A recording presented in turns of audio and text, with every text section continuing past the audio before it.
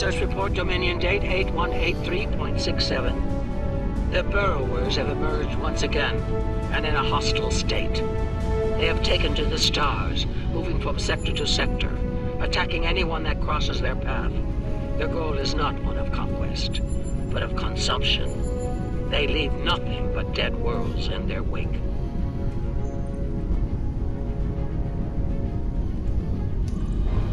Though we do not understand their newfound savagery, we have found a use for it.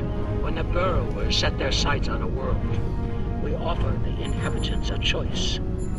Those that submit to our Dominion rule are defended by the Jem'Hadar. Those that don't serve as an object lesson to others.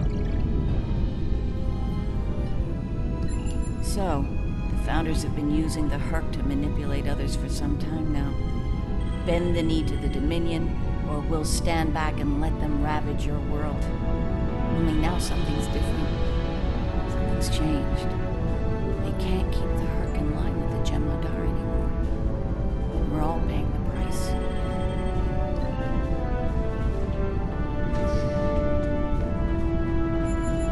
Research report 8532.38. Our scouts have returned from a wormhole expedition.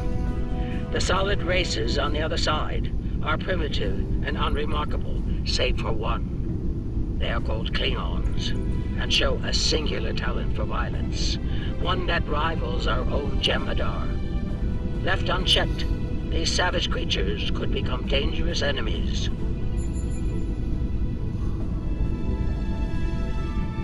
While the Klingons are too willful to subjugate, their genetic material could produce viable cohorts to the Jem'Hadar, or their replacements. We have begun development of a new cadre species, designation Fakiri, using demons from Klingon folklore for inspiration. As with Jem'Hadar, we have bound them to our service with the Want. We will test them in combat on the Klingons themselves. Research report supplemental entry 8671.71, Dominion Reckoning. Somehow the Fakari have broken the hold of the White and turned on their rightful masters. Most of our research team were killed. Intelligence reports suggest a union between the Fakari and a Klingon warlord known as Mullah.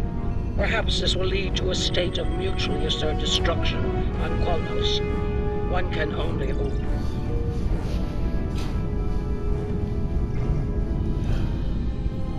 So it would seem. Only they lost control of them, despite the use of Ketracel White. Based on what we know about Fakiri, it seems the price they paid for their freedom was insanity. They became the monsters they were based on.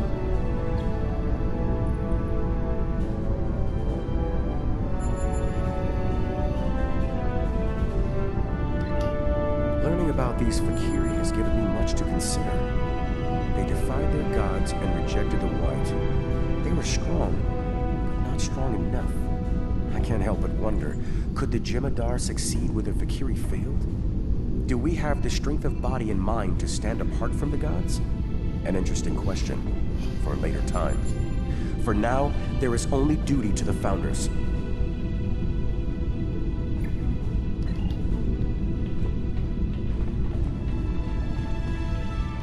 Research report 9076.23. Final entry. I am weary. Soon I'll return to the Great Link, and I will be glad to be rid of this place. The borrowers have emerged again. We can barely control them this time. The Jem'Hadar were able to divert their onslaught at great cost. Rather than counterattack, they went through the wormhole to seek easier prey. Our agents in the other quadrants report that the burrow assault was a sweeping one, going as far as Kronos. Hopefully they'll devour every atom of that wretched planet. The burrowers will eventually return to dormancy.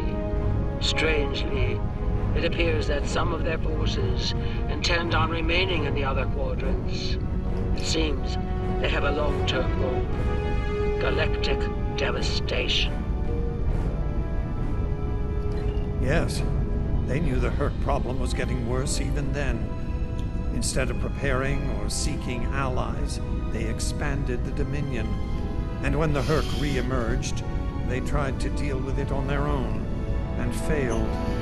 Their arrogance may lead to the end of the Dominion.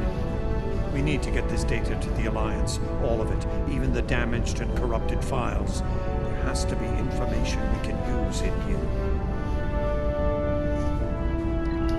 I'm picking up something on my tricorder. There was a massive power spike on a lower deck, and now I'm reading a large number of systems cycling up. Something's happening down there. Agreed. Take your team and Captain Kira down to investigate. I'll remain here and pull as much of the data as possible. We won't get another chance at this.